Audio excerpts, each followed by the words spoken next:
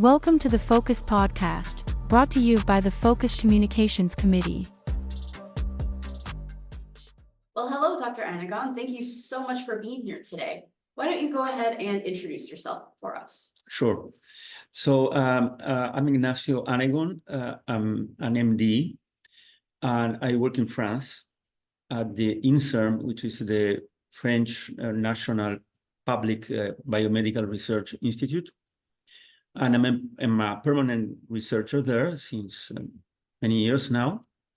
And I work in Nantes, which is in the northwest side of France, in a laboratory that works mostly with organ transplantation, GVHD in the context of bone marrow transplantation and autoimmunity.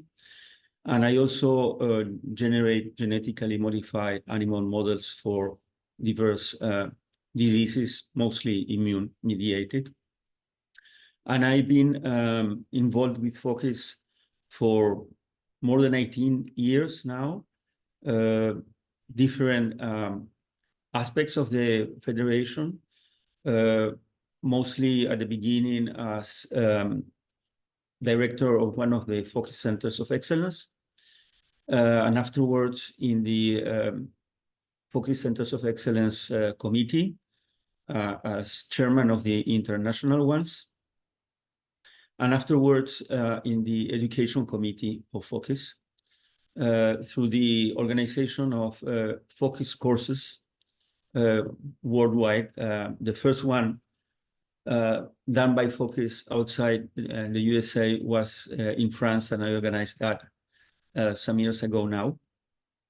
And I'm actually the president-elect of FOCIS, so I will be becoming president in a couple of days for 2 years.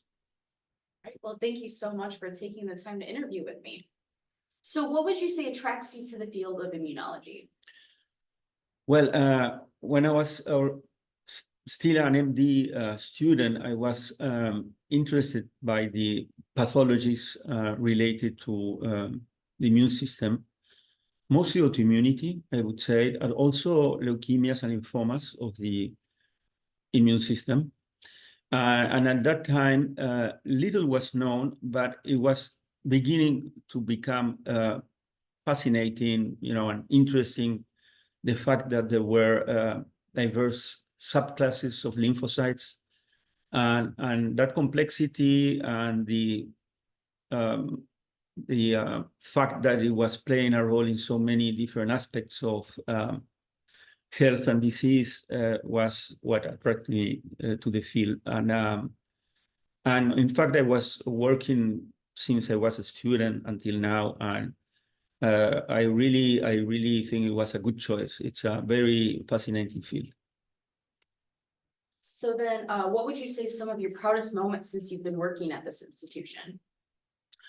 Well, I think that, I tried to be original in my research, and I'm happy that I could move ahead some areas, mechanisms, cellular and molecular, mainly related to transplantation tolerance, but also tolerance in autoimmunity, for molecules and cells that were not that known, and I think I helped to understand better these mechanisms, and also mainly with a kind of regulatory T cells, which are the CD8 Tregs, but also some molecules that play a role in tolerance, like hemoxygenase 1 and IL-34, which is where I'm presently working on. And also the fact that I created some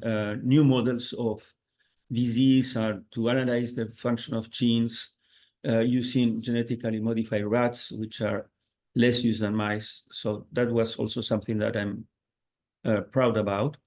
And finally, the fact that for some of these areas of research, we are now beginning clinical trials. So it was interesting enough to understand better these problems, but I'm also very happy that I can bring them to the clinic. That's great. So then what is next for you in the future of your career?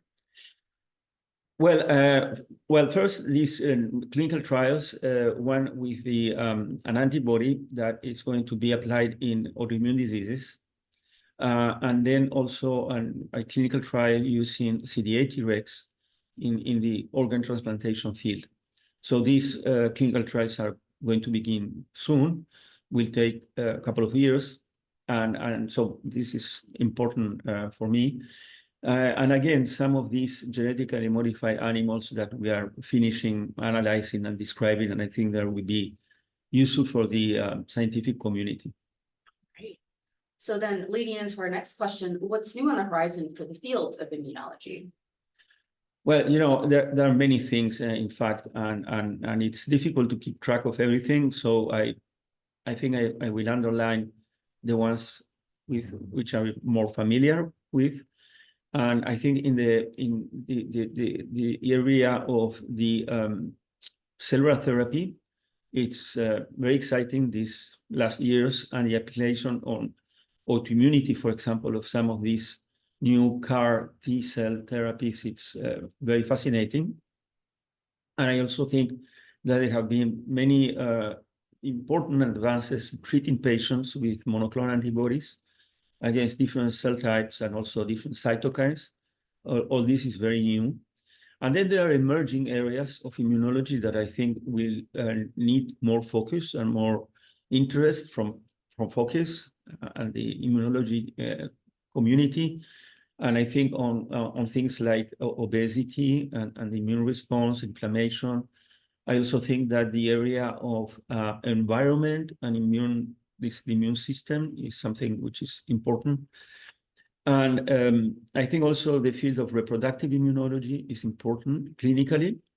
And all these are new fields arising now. So then moving on to FOCIS, if your colleague asked you why they should join FOCIS, what would you tell them? FOCIS brings together different specialties, disciplines, and in that regard, it's unique. There are other societies, other meetings that deal with more specific areas of the pathology, and FOCIS is the only one in which we bring together people working in very different areas, but in which there are common mechanisms and also common techniques to analyze the immune responses and to diagnose pathologies and the biomarkers that may allow to define prognosis and treatment. So all this is one of the main features of FOCIS, I would say, this pluridisciplinary effort to understand the immune system, both in health and disease. That's great. So then what advice would you share with someone just starting out in the field?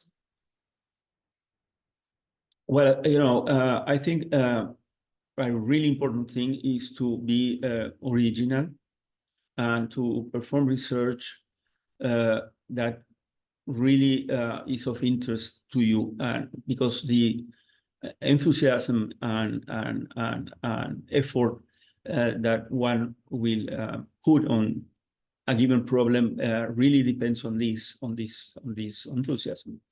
And research is fascinating, but it's also difficult. Many times experiments don't work or don't give what you think, and so you need to keep on going.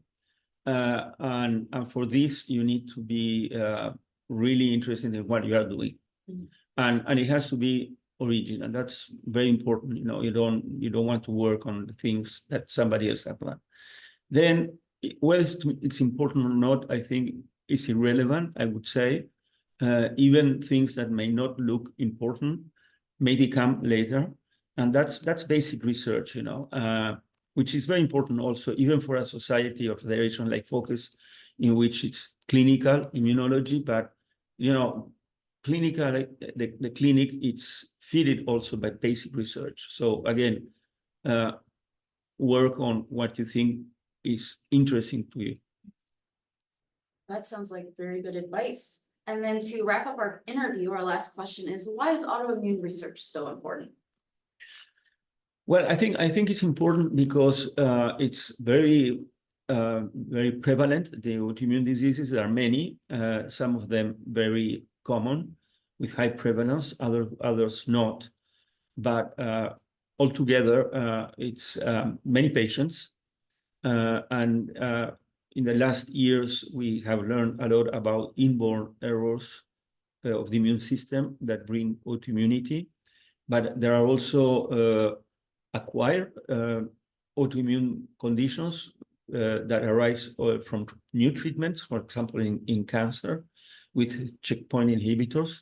So it's very, again, very frequent and with shared mechanisms.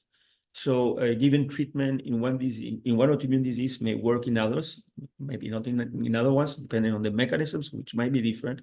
But at the same time, there are these different mechanisms are common among different diseases. So that's, I think, what is important in autoimmunity. Right. Well, thank you so much for being here today, and thank you for interviewing with us. A pleasure.